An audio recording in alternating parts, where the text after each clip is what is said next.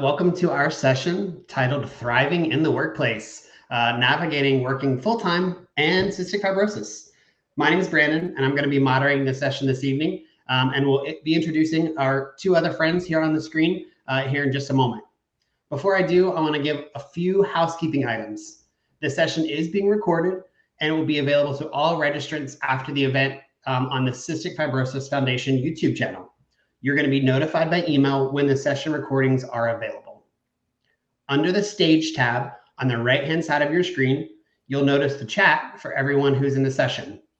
If you're in the Event tab, that's for the full event and not the specific section. So if you're responding in there and you're not getting a response, just make sure you're in the right tab for the chat. We'll be taking audience questions during the session, so we want to make sure we are opening this up to each and every one of you. You can put those chat questions in. So we encourage you to submit your questions anytime, and we'll do our best to answer them. If we don't get to them during our Q&A, we'll make sure we have time at the very end. We do have counselors on call, so if any of you feel overwhelmed by the conversations, please visit the help desk to request to connect with a counselor.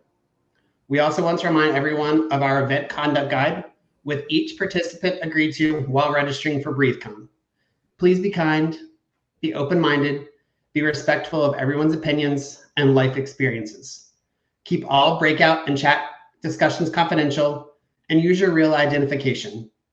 Don't use malicious or offensive speech. And finally, don't ask or give medical advice.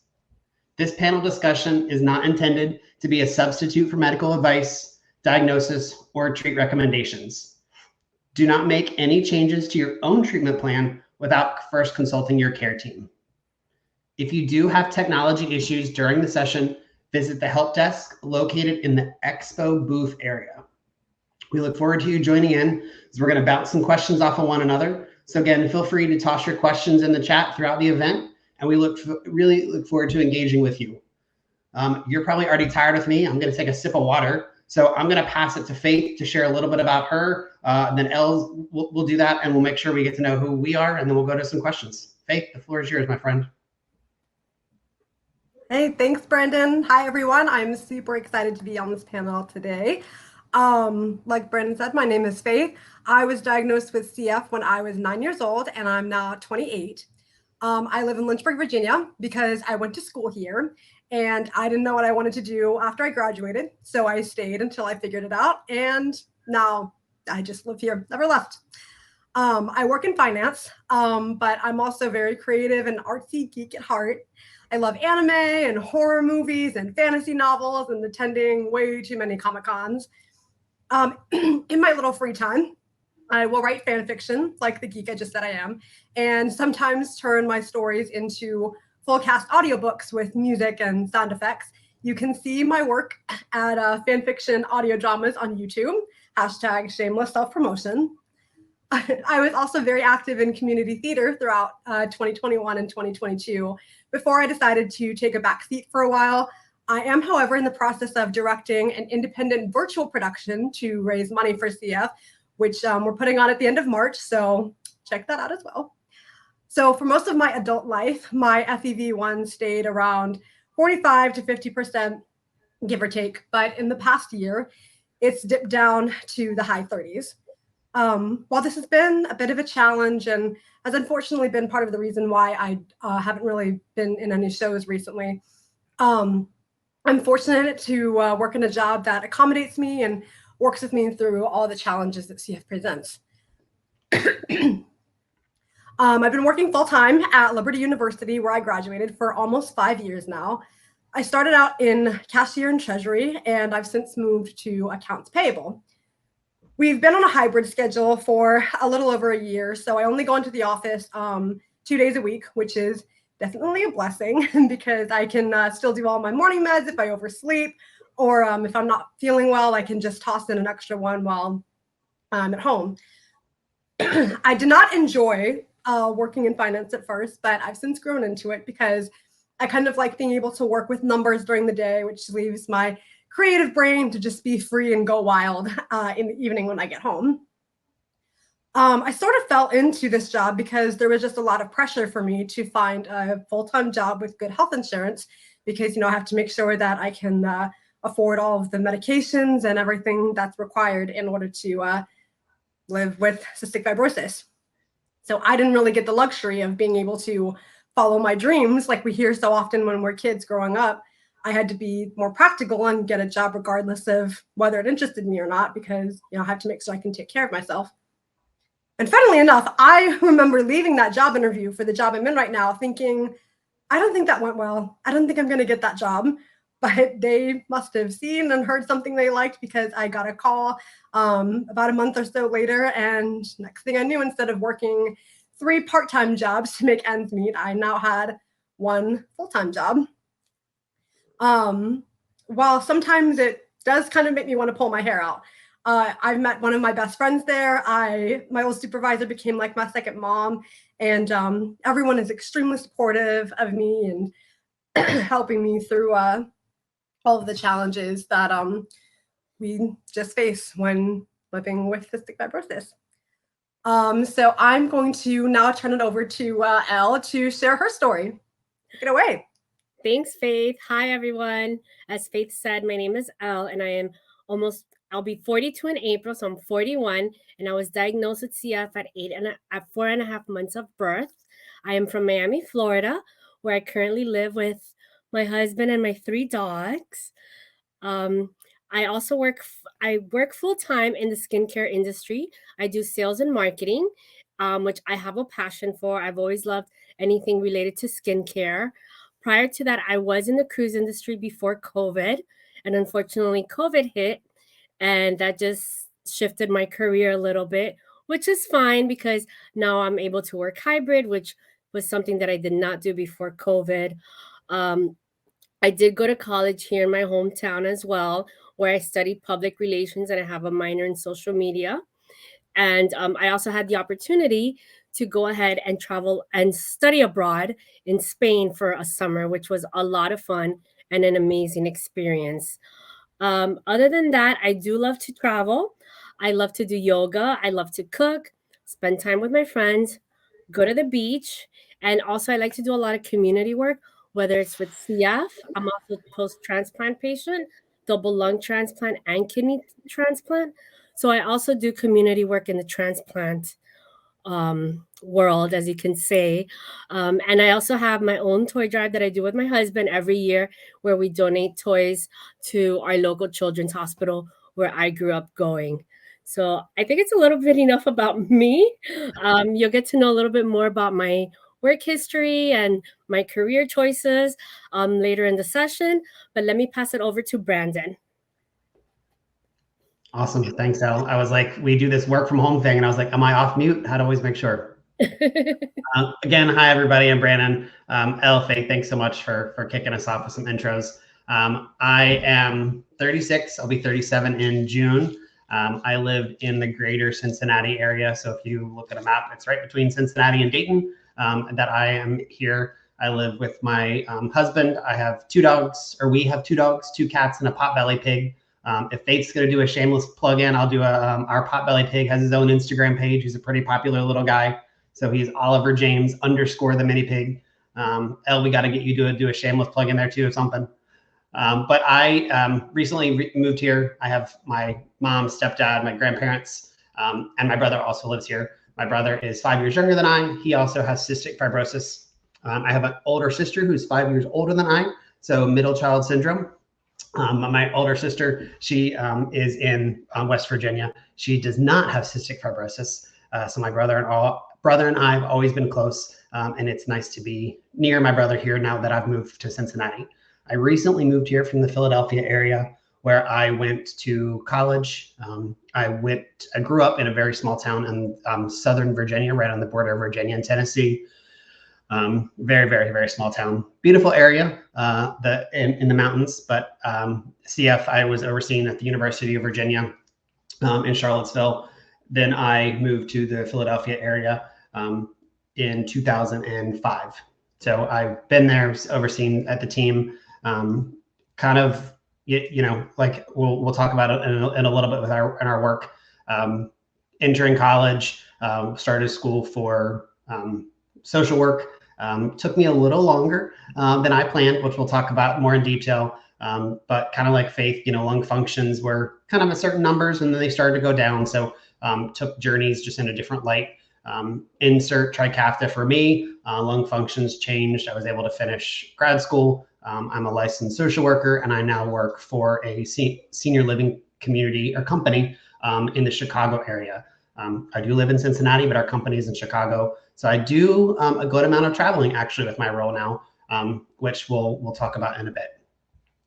So to get kind of our creative questions and juices flowing, I'm going to ask a question for all of us. I'll kick it off, and then I'll turn it to Faith and to Elle to ask, and then we'll kind of keep going around some questions just to get to know us a little further. We'll kind of expand on what we finished. So first one is how we had to adjust our career goals to accommodate health needs. And I'll go and then I'll put myself on mute. Career goals were definitely something that I wasn't even sure at the time growing up, like I shouldn't even go to college. Like I don't need to think about career. I don't need to think about retirement because that's not in my future. So then comes like high school, I'm doing pretty good. I'm like, oh, I need to think about college. Now what do I want to do? So I was like, well, I really love animals. I'll go to school to be a veterinarian. Well, that changed very quickly after I took like chemistry and organic chemistry, and I did not do the best. So I had to rethink from a educational standpoint, but it was really, as I was in college, I had to make some determinations, like, am I going to finish college due to my declining health, in and out of the hospital? As a Bachelor of Social Work, you have kind of certain criteria you have to meet. You have internships, so many hours, and I wasn't able to meet those. So it took me a lot longer than planned to graduate undergrad school, but for adjusting career goals, once I kind of set my path for social work, it was what I wanted to do. I wanted to be a social worker, though, for CF persons until they said, you really aren't going to be able to do that. That's not the best idea for you. So I ended up working in kind of the somewhat of a medical field. And I love dementia. I love neurocognitive disorders. That is kind of my field now. So Faith, how about for you? Did you adjust your career goals to meet your health needs? Yes, I very much did. I, growing up for several years, I wanted nothing more than to become a professional actress. And of course, that's a hard career for anybody because, it relies on who you know and how good you are and so many outside factors. But I think towards like the middle of college, just because of things happening, it really started to hit me. And I always knew that it was going to be difficult for me, especially with my medications and everything. But about halfway through college is when it really hit me. I don't think this is going to be in my future because I can't, being somebody who has an FEV1 kind of in the lower side, I have to be able to support myself. And so I can't do something that's so unreliable. I have to have something that's steady, that I know is going to provide for me, that again has good health insurance and is going to make sure that I can afford everything I need to essentially live. So like I said before, that's how I ended up working full-time in finance, from acting to working in finance. So it was kind of a bummer for me to realize that I'm not going to be able to fulfill my dream of like going to Broadway and getting up on stage and things like that. But I started doing community theater instead. And so I do, sometimes do shows after work. And it's a lot of work to try to cram in extra stuff after working 40 hours a week. But I honestly love it. I mean, so I realized that I didn't get to fulfill my dream of becoming a professional actress, but community theater, there's just a sense of community, hence the name, that you just don't always find in the professional world. I mean, everybody is really supportive of each other. It's a great place to meet people and get to know people in the town. And even if it's not where I envisioned myself while I was growing up, I'm happy here. So, Elle, how about you? What do you think? Oh, Elle, you're muted. Sorry about that, Faith and Brandon. Sorry, everyone. For me, my career actually started pretty much post-transplant. So it's been a little different for me. Prior to transplant, I had small office jobs, but I didn't know what I wanted to be yet. So I did go to college a little bit later. In my mid-20s, I started college just because I wasn't sure what I wanted to study. And similar to Brandon, once I knew, I just followed that path, which is public relations and marketing. So that's just where I've been ever since. And like I said, it was all post-transplant. There was a point where I had to pause my career because I was sick, but I'll get more into that later. And I do see a couple of folks putting in the comments, just thanks so much for impact, like just chatting in the comment while we're doing this. I think it's so impactful. We have a few folks that definitely has impacted career choices. And I look forward to diving into some of the more, the questions with you guys here in a bit. So thanks for putting those in there. Faith, while she's taking a sip, let me ask you the first question. So Faith, tell me kind of what's your approach been? We talked a little bit about this earlier already while we were just talking about ourselves, but what's your approach been with disclosing CF or not disclosing CF in the workplace? Yeah, so my approach to this really started shortly after I graduated college, where I'd been focusing most of my senior year on trying to apply to teach English in Japan. So I had no idea how that was going to work living with CF, but in my head, I was like, in the whole of Japan, someone's got to have CF and they've got to go somewhere. So, surely we can figure something out. So I was going to apply for the job first and then figure everything else out later. So I passed the initial Skype interview and did an in-person interview in New York City. And it was 2 rounds of interviews. It was a really long day. I mean, it was like probably 6 hours, if not more. So I ended up passing the first round and I went on to the second round. And it was a group of 3 of us in the first round. And then it was just myself in the second round with the 2 interviewers.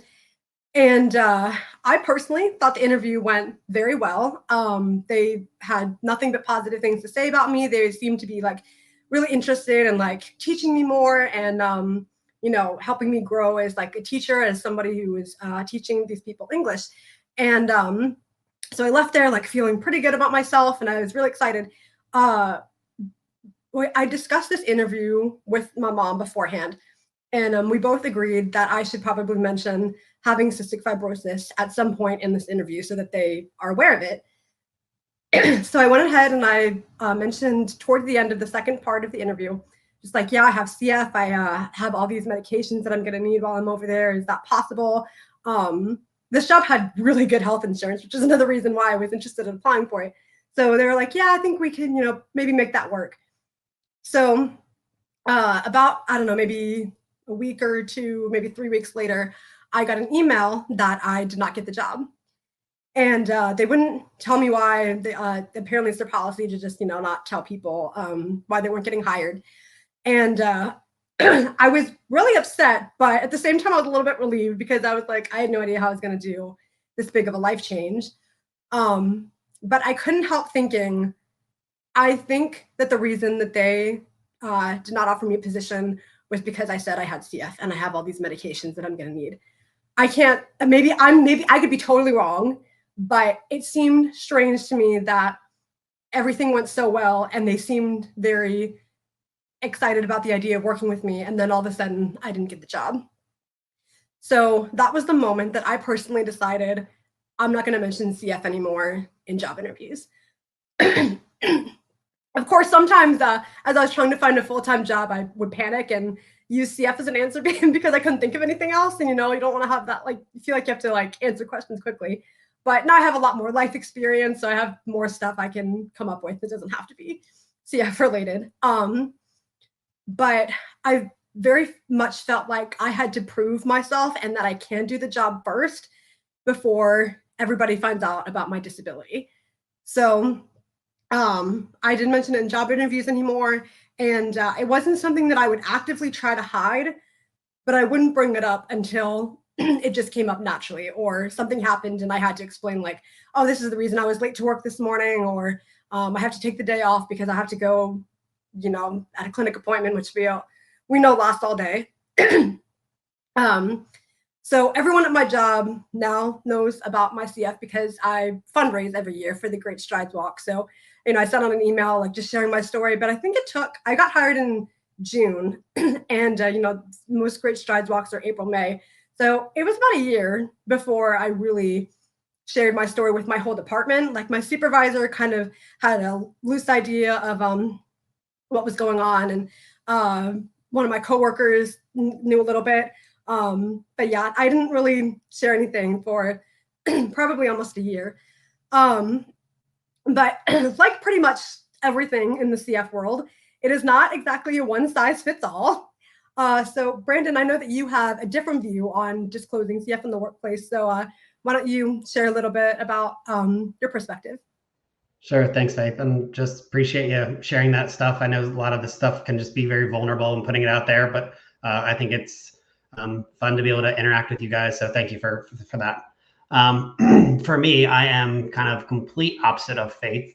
And I, even preparing for tonight, I've thought of like what I want to talk about or what I don't want to talk about or what I want to disclose or not. But thinking of this question is always one that I've always just kind of come forward like, hi, my name is Brandon and I have CF. Maybe not that forward, but I have never shied away from it. On interviews with jobs, it's been one of those things in the very beginning interview process. I ask, am I able to see your benefit packets? And if they ask why, I'm not shying away from that because it could be a deal breaker for me to ask or to take a position, and I'm not going to entertain it if the benefits are poor. Throughout all of social work school, undergrad and grad school for myself, having to drop classes, had to take a medical leave a couple times. Like I said, it took me forever to graduate undergrad. You're always doing a lot of self-reflecting and self-discovery and sharing about yourself because you can't really help others until you really understand yourself.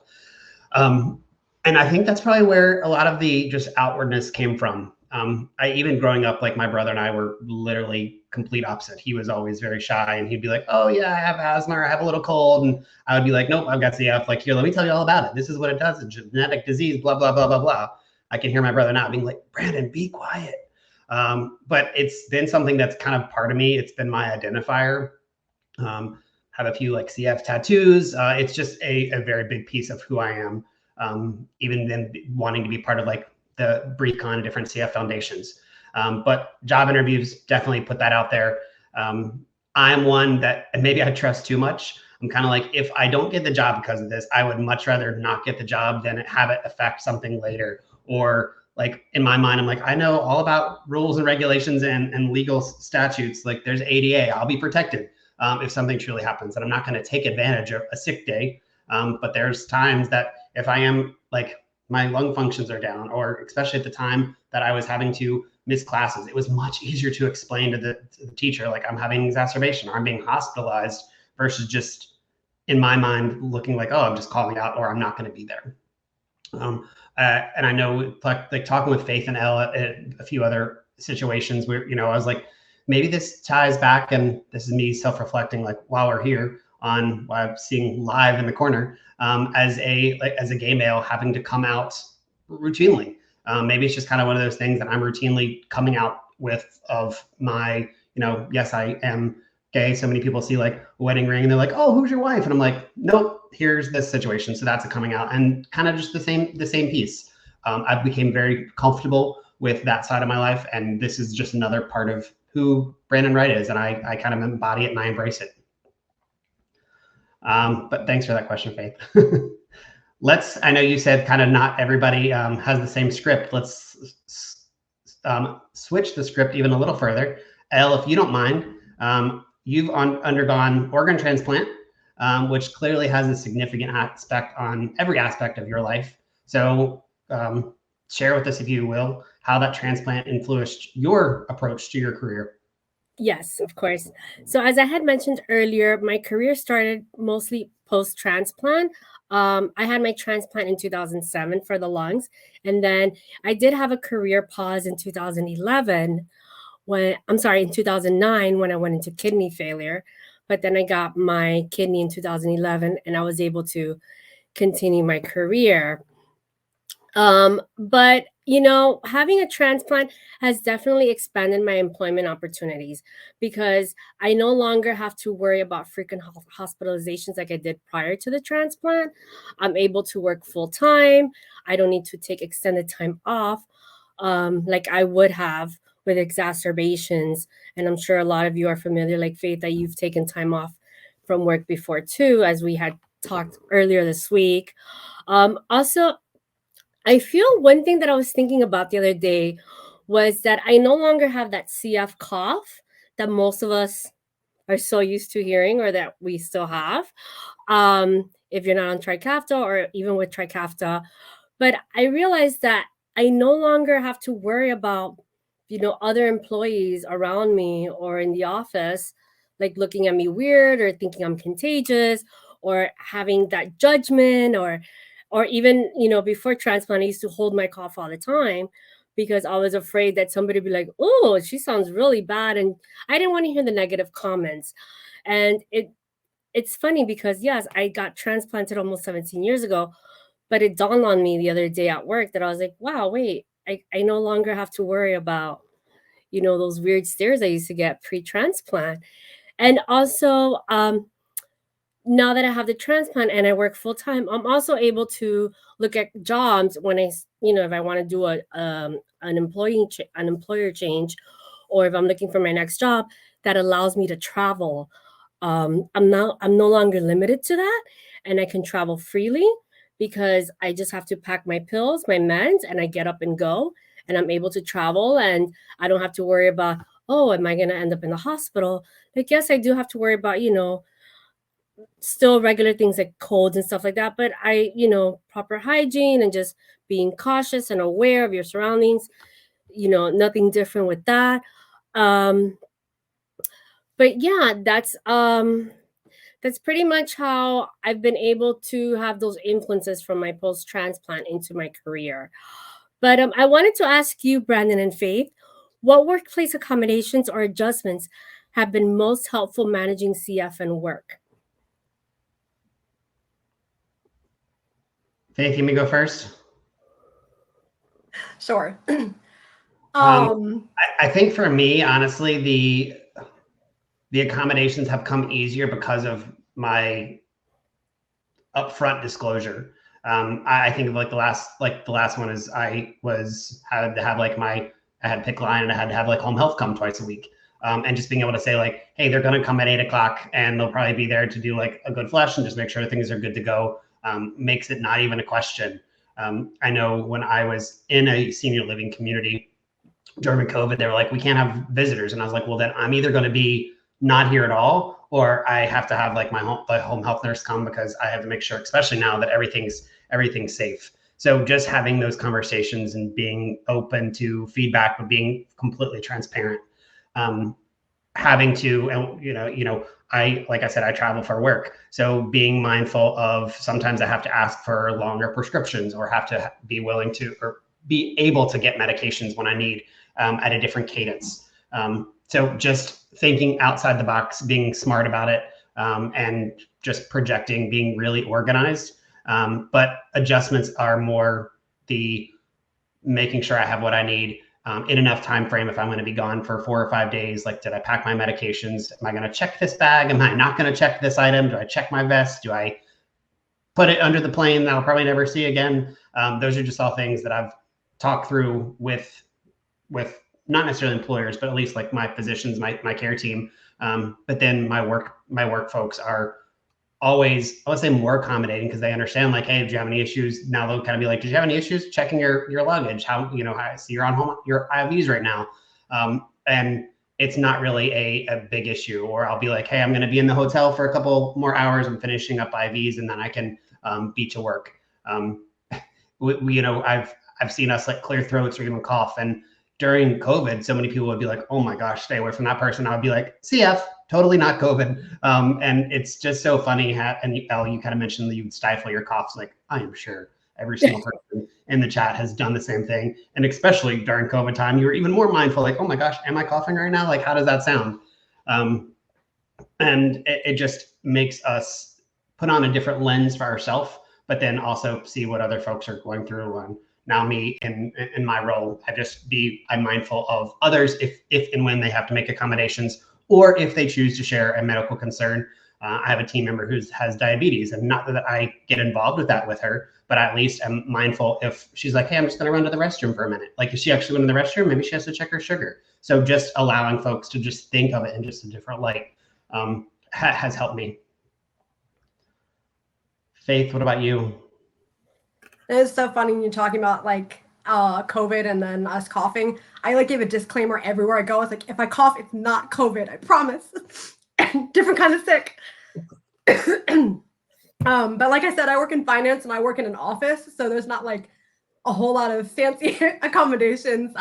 Brandon, like you were saying that you deal with, but like I mentioned earlier, my whole department went hybrid in late 2022, which honestly for me is the best thing ever. Because for one thing, I'm not a morning person, so I can just sleep in a little bit.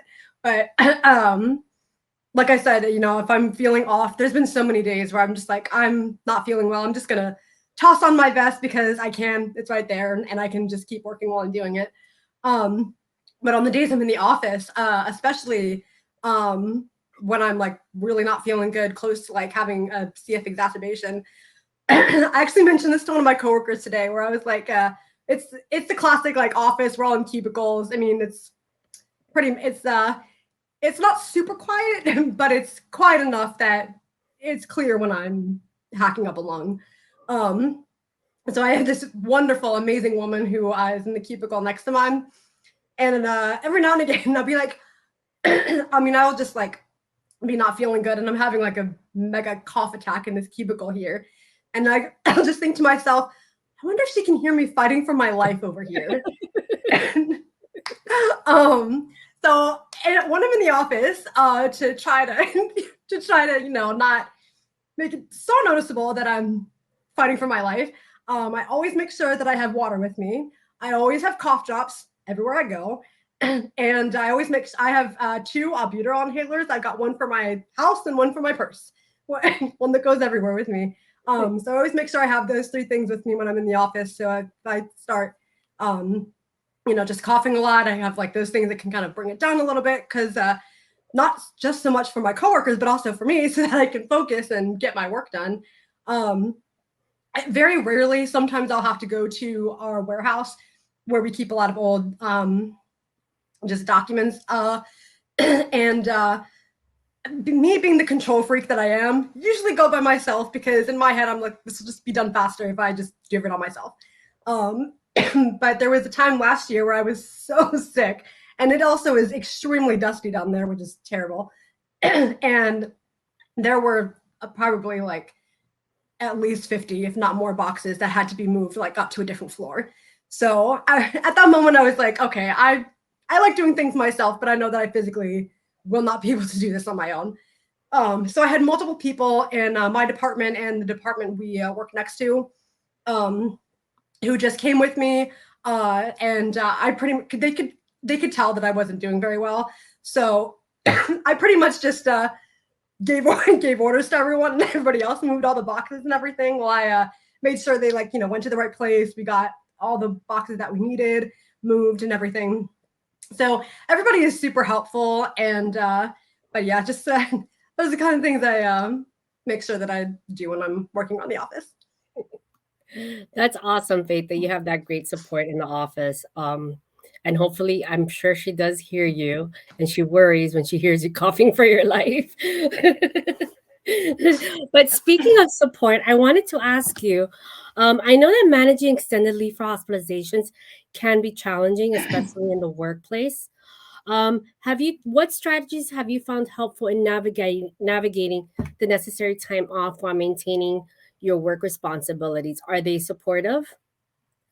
Yeah, so last year in 2023, I went in the hospital twice on 2 separate occasions, and that was actually the first time that I had to be hospitalized while I was working at my job. Every time before that, I was either in high school or college, or, you know, we could like go in the hospital on breaks, and it wasn't like a huge emergency, and I still had my parents' support. But this was, you know, my first time going in under my new adult clinic, and Also, being on my own and like a full adult now, as terrifying as that is. So I got a lot of experience the last couple times on figuring out what works best for me. So I made sure both times there wasn't like an emergency, like we've got to get you in right now or you're like not going to make it. I had like a little bit of time, although of course at that point I was doing so terribly that I was like, get me in here so I can breathe again. But I gave myself about a week, maybe like a week, 4 days, give or take, just to make sure that I could, get everything figured out at work, make sure that all the stuff that I take care of is going to be covered while I'm out for about 2 weeks.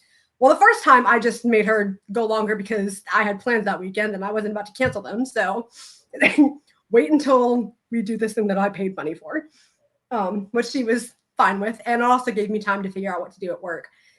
So I had no idea what I was doing the first time. I went in the hospital in March of 2023 and also in around October. And our insurance plan is kind of weird on how we do things.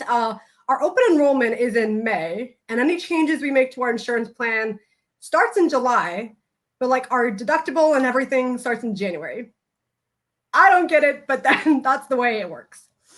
So I hadn't met my deductible yet when I went in March, but I'm fortunate enough to have an amazing insurance plan where I paid essentially nothing for both my hospital stays, honestly, and it was so nice to not have to worry about the extra medical bills. So I'm very fortunate in that regard with my job. So the first time I went in March, like I said, the first time on my own insurance, being an adult, all the fun stuff. So in March, I did not have any additional benefits outside of my medical insurance plan because I didn't know what I was doing. And so I was trying to work my way up to like getting the additional stuff, but I was like, let me just get medical insurance now and then figure everything else out later. So I didn't have my additional benefits. So I ended up having to use my sick and vacation days on my hospital stay.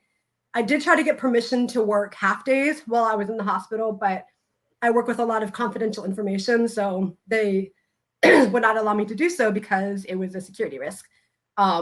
We thought about fighting it, but at that point, it just wasn't worth it. So I went ahead and just used up my vacation and sick days, which was kind of a bummer, but I was like, oh, well, what are you going to do? I have to be in. So, and I, still need to be making money because I've got bills, I've got rent. I can't just, go 2 weeks without getting paid. So that was a bit of a bummer. But when I went in October, like I said, we had our open enrollment, and so I had made changes, and I now had short-term disability and long-term disability, which are sort of the same thing. Just short-term is obviously when you're going to be out for a few weeks, whereas long-term is when you're out for a few months. So only being in for a couple of weeks, I used my short-term disability, and I don't know how it works everywhere, if it's different, but the way with my company is they paid me my normal, hourly rate for the first week that I was out. And then for the second through the fourth week, the insurance company that I get the short-term disability from, they will pay 60% of my wage, while my company covers the other 40. And then from week 5 to however long, I can't remember how long they cover, I would only get that 60% from the outside insurance company. I was only out for 2 weeks, so I got my full wage and was fortunate enough in that regard. But that was life-saving. Maybe not life-saving, but in my head it was, because I didn't have to use my vacation days again, because going in twice in 1 year and having to use all that vacation, I essentially would have had nothing left. And of course, working full-time with CF, you have to take sick and vacation days to go to clinic visits. So I already was losing some there. So I was really happy that this time I didn't have to use more days. I could get that short-term disability coverage. So it was truly lovely to have that as part of my insurance plan now. One thing that is very helpful for figuring out insurance and all that super confusing stuff is Compass. They are the CF Foundation. company, and you just get in contact with them. They kind of help you figure out what all the difficult insurance terms mean, and figuring out the best plan that either your job offers you, or like just basically all the insurance questions. They are a great resource for that. I communicated with them a little bit when I was about to go on my own insurance, but for the most part, I got most of my help for my own insurance plan from my clinic social worker. Clinic social workers are so lovely. We love them. I mean, my clinic social worker is truly amazing. She was very good about working me into it, whereas maybe like a year and a half before I was about to go on my own insurance, she explained all the complicated terms, and she very much dumbed it down for me, which I appreciate. So I, kind of like worked my way into figuring out, okay, what insurance plan is going to be better for me? Like, what does deductible mean? What does premium mean? What is all these different terms? So she like just patiently explained all of them in great terms. I understood everything. And then my job offers 2 insurance plans. So at one of my clinic visits, we essentially sat down together. She did all the math of like, this is what you're going to pay if you do this one. This is what you're going to pay if you do this one total, like throughout the year. You should do this one. This is the better one. And she was right. That was definitely the better one. And so she's just been truly instrumental in making that very difficult transition to my own insurance and figuring out medications and copays and all that fun stuff. She was just really good at helping me through all of that.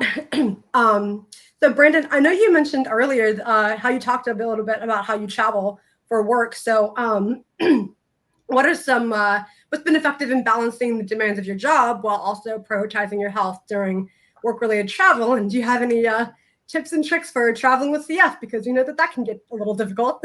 It's like I feel like I'm in this circus with juggling many things about traveling. And Faith, you talk just listening to your knowledge of like benefits, and Alias, I'll put in the chat, but also kind of flash up there like Compass. There's so many resources out there. And it's crazy that people have to know so much about insurance, but I'm so glad those resources are out there. And you also talk about like our clinic social worker. Like, that's why I wanted to be a clinic social worker. She, at least mine, when I was in Philly, when I started this role, they were all like, you're going to travel? Like, I just don't know about that. Like, if you're going to, you're an adult, you can make the decision. It really was just kind of talking about like, all right, break down travel. Like, what are you going to do for your meds? What are you going to do for your if you check it or not? And the biggest piece for me is just like major organization. Like the week before I travel, I make sure I literally sit down, like, do I have my medication? Like enough days? If not, like, can I reorder it? And there's been so many times that I'm calling to be like, okay, they're saying I can't pick it up till next week. Like, I'm not going to be here. I need to pick it up now. What does that process look like? And I have turned into probably not the nicest person talking to the pharmacy. I'm like, I will be out of enzymes on this day. I cannot eat. Like, we have to do something. Like, who can I call? Who's your boss of your boss? Like, what do I need to do? And my social worker has been so great with getting involved, just helping me navigate those conversations. But the organization piece has been my biggest strategy.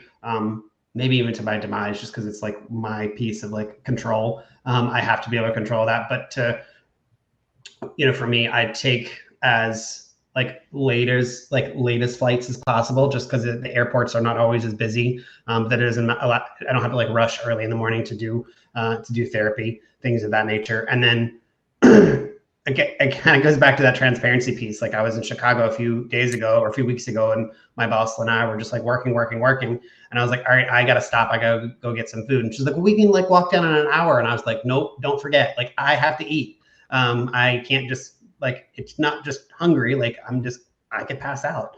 And I know when I'm traveling, like one of my first things that I do, unless I'm like super rushed, is I go straight to the grocery store to get a bunch of snacks. With having diabetes, it's not just you get hungry, it's a whole different piece. And people who don't have that don't understand. So just that coordination of travel is something I would say I've finessed very well. I've also gotten really good when I've traveled with like my IVs of what in the hotel room you can hang an IV bag from.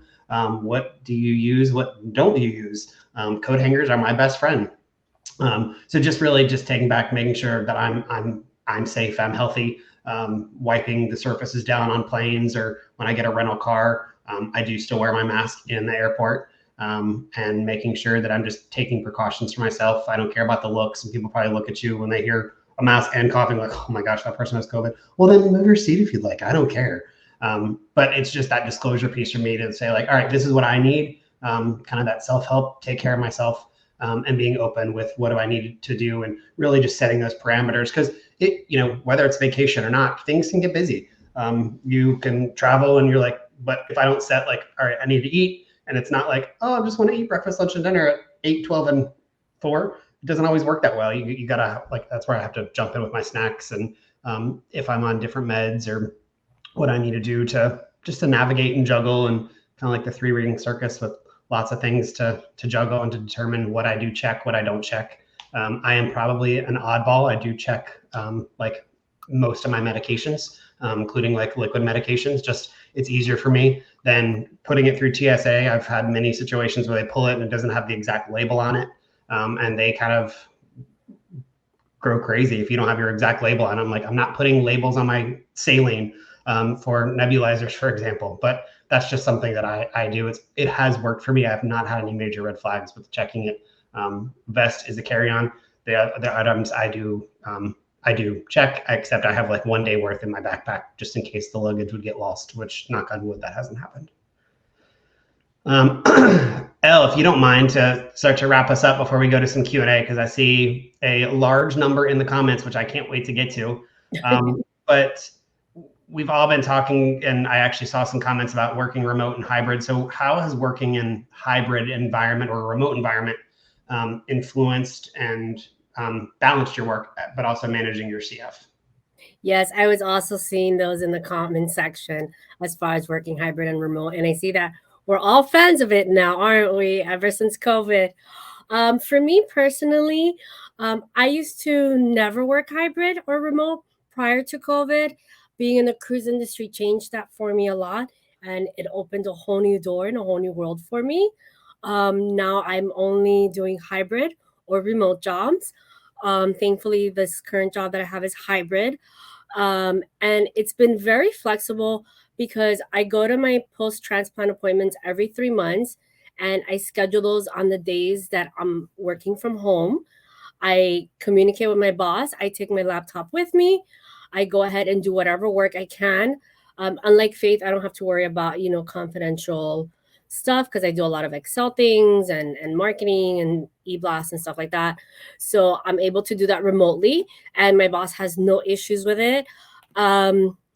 Conversationally, I've expressed to him about my CF and my transplants and all of that because he saw my Dexcom once. So he asked what it was. But it's been really good working remote and hybrid. It's just like I said, it's easier to go to appointments. Also, like for example, in December, I was sick with it wasn't the flu, but it was a respiratory infection, and there was no way I was going to go to the office. I couldn't even get out of bed, and I went to the urgent care. I got tested. I came home and I logged back into my computer. I did some work. The next day, the same thing. And that's how the whole week went for me. I did start feeling better towards the end of the week. And that was finally, my boss would check in with me from time to time, but I didn't have to use any sick days or any vacation time, which was a blessing because, as Faith mentioned earlier, she had to do that for her hospitalization. And that's never fun. And it shouldn't be fair either because, being in a hospital, as we all know, is not a vacation. It is sick time, but some companies give you three days. Some companies give you 5. And for the whole year, that's just, in our case, that's not feasible. I'm also able to do some of my appointments through virtual appointments, through Zooms. So I also schedule those on days that I'm home and during my lunch is great because I have nobody here, nobody's watching. So being able to work hybrid and remote has definitely helped me a lot in balancing. And I don't know about you, but I don't feel as stressed anymore about going into the office daily and having to worry about like, I have to leave early. Down here in Miami, we have a lot of traffic. It's a very congested city. That alone is stressful. I don't have to worry about I'm going to be late, I'm going to miss it, I have to reschedule. What are they going to say at work? Can I take half a day? Can I not take half a day? So it's definitely been a blessing. All right, so let's see what we have in the chat for the questions. We have our first question would be, what advice would you give to someone who is just starting their career? Do you, Faith or Brandon, want to answer that? Go ahead, Faith. I saw you on mute first. Okay. Yeah. So I, like I said when I was introducing myself, I was working 3 part-time jobs for a while I searched for something full-time, and it wasn't ideal, and it was, a lot of work. But it just so happened that the stars aligned in not the best way, where I got promoted at one job and started working more hours. And at the same time that we got a new manager at one of my other jobs who also scheduled me for more hours. So for 3 weeks at the beginning of the year, while I was adjusting to these changes, I found myself working every single day for 3 weeks straight. Now, yes, it was part-time. It wasn't 8-hour days every day, but even still, it was draining. And I got to the end of that 3rd week and I thought I was just about to explode. So after that, I had to make sure that I had at least 1 day a week that I didn't have to work. So whatever day that was, if it was a Friday, a Saturday, or Sunday, something, I had to make sure that I had a day to myself where I could take a break and recover from working, because I had seen that I could not just go straight. So when I first started applying for full-time jobs, honestly, when you're first starting, apply for everything. Whatever, if you think you can do it or not, just apply anyway, because what do you got to lose? I mean, the worst case scenario is you go in for an interview, they offer you the job and you say no. It's good to just get your foot in the door on anything. Job descriptions can also be extremely technical. And so sometimes it sounds more complicated than it really is. My job, I don't think right now what I do, what I got hired for wasn't even what I interviewed for. They were interviewing for an entirely separate position, but they, like I said, they saw something they liked. And so they were like, well, let's put you not here, but we're going to put you over here instead. And honestly, where they put me was way better than what I interviewed for. So that was a blessing.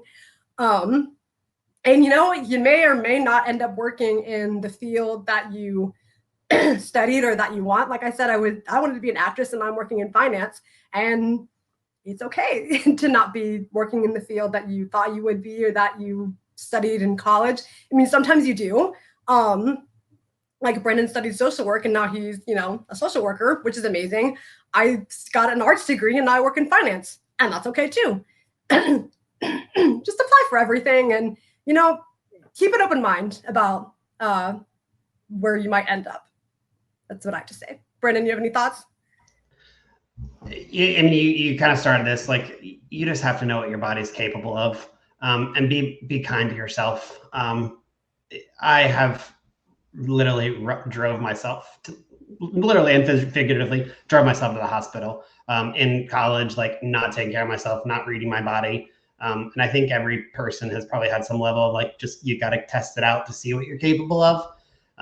But if your body's tired, you need to rest.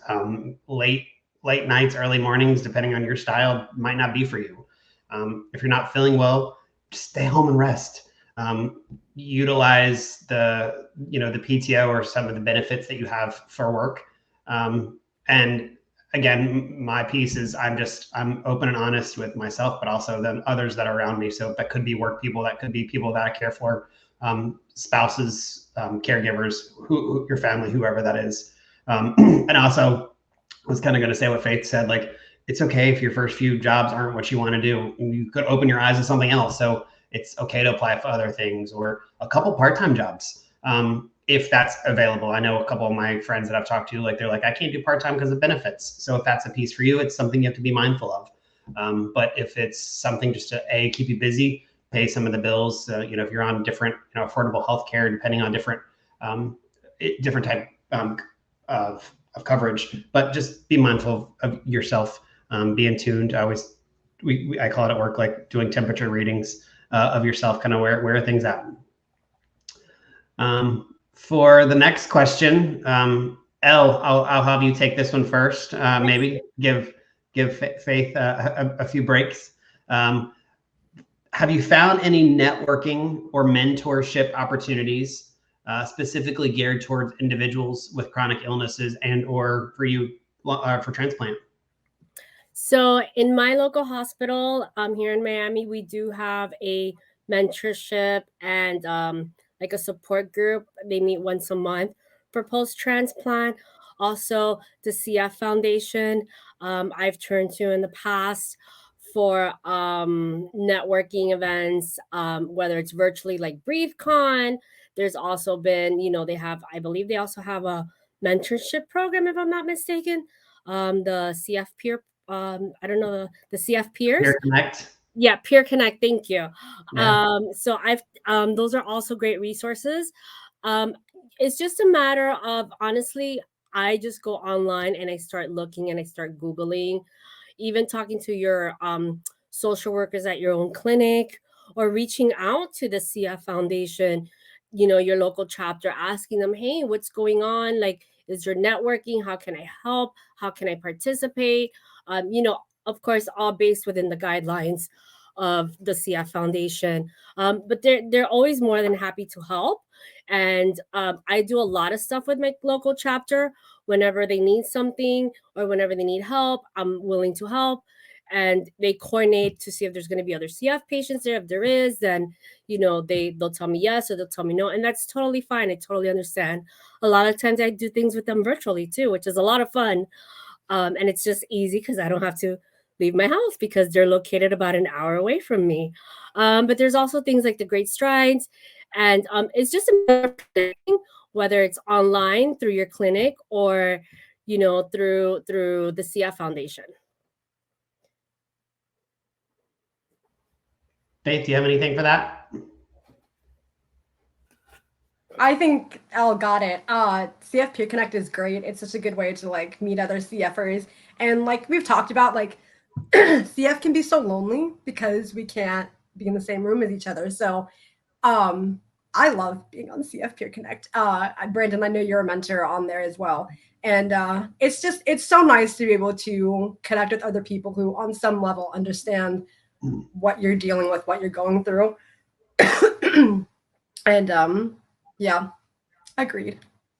Yeah, and I wanted to, you said that comment and it took me right back to like the emotions I was feeling, like the goosebumps when Leah was talking at the opening about like, we might meet people who like become our best friends, but we might actually never meet them. And that initially could be so sad, but it also is just like, what type of a different bond could we build with that person?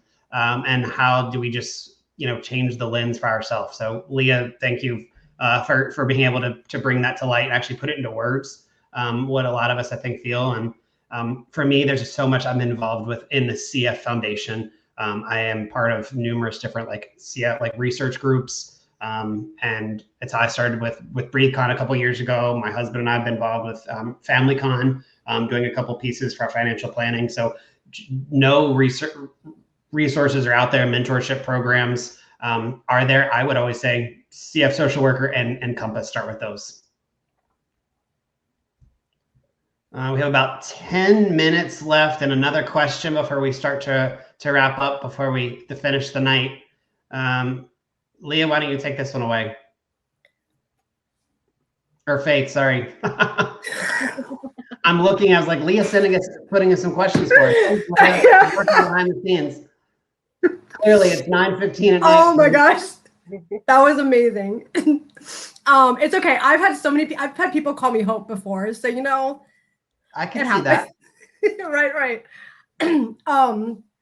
Yeah, we have another question here, which was, what advice would you give to a newly diagnosed patient? I was maybe not fortunate, but I was diagnosed when I was 9. Brandon, you were diagnosed really young too. Is that correct? I was. I don't even think I said that in the bio. I was like 6 weeks old. Okay, and then Elle, were you diagnosed somewhat early or? 4 months and a half of birth, yeah. Okay, so I'm a late bloomer then. But we were all like relatively early. And I was, I guess I'll say, fortunate enough to be still at a stage where I was kind of learning about the world still. So I don't actually remember being told to my face, you have cystic fibrosis. It kind of just has always been there. But I guess as a newly diagnosed patient, maybe later in life, or even if like your parent and your child is diagnosed with CF, it's a lot.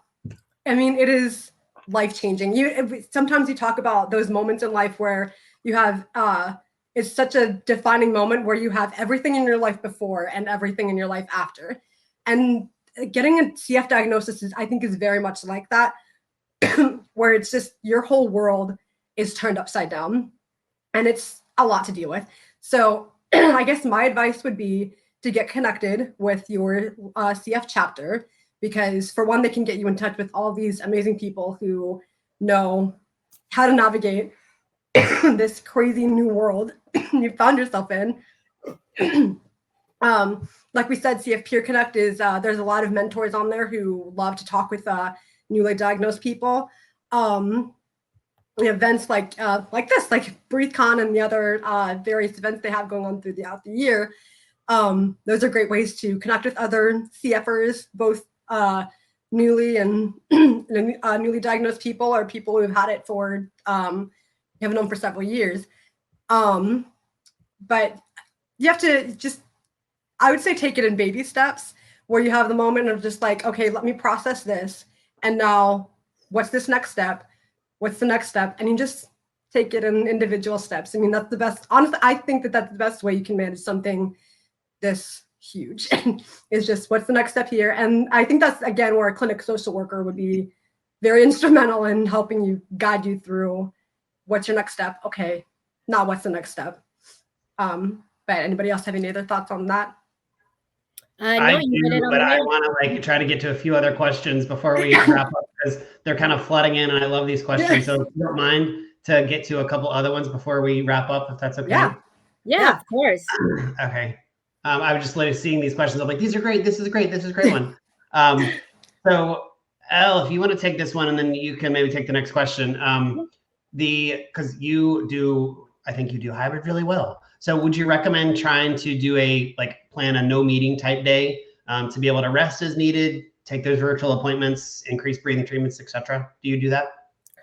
Yes, I have done a no meeting day. I do those when so I work with the sales team. So we have what is scheduled meetings like every 3 weeks. So on those, I don't take a no meeting day.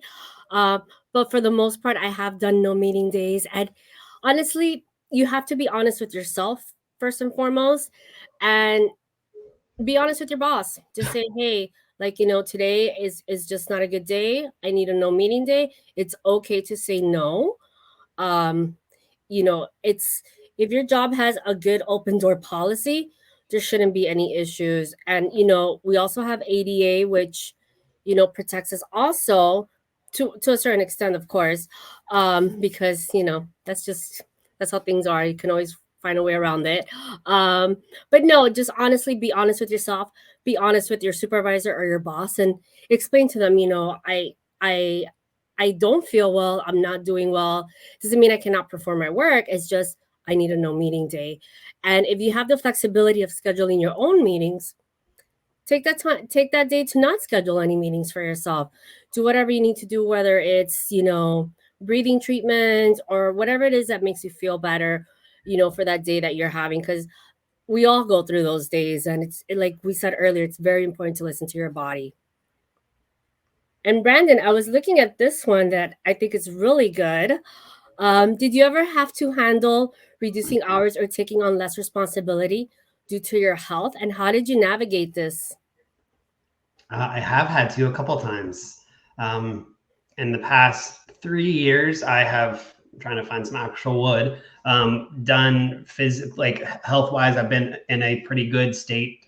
Lung functions have actually increased, and had just a couple minor tune-ups, so no long-term exacerbations, hospitalizations for 3 years. But before that, it was I was actually kind of it was a conversation like, hey, we really love you in your role. I was at a traumatic brain injury rehab before senior living right out of grad school. And it was being in and out of, the hospital or having to make some accommodations. Like, we just want to see what we need to do because you're taking on caseloads, but then it's being passed on to other folks. So it was a very good interactive process. And it was kind of like, do you need to take a medical leave? Maybe a different role. So it was and for me, I bowed it to, is it because I've had that open dialogue with supervisors that they felt that they could have that conversation in a very professional manner, because they're correct, stuff business to run and caseloads.